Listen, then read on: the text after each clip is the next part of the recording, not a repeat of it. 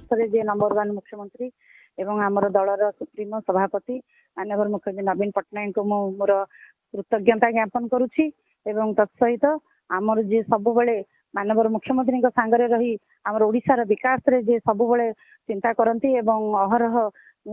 जेपरी भाव में कार्यधारा को आगे नापी जे प्रयास जारी रखिंट माननीय बीके पांड्यान सर को कृतज्ञता ज्ञापन करुछि।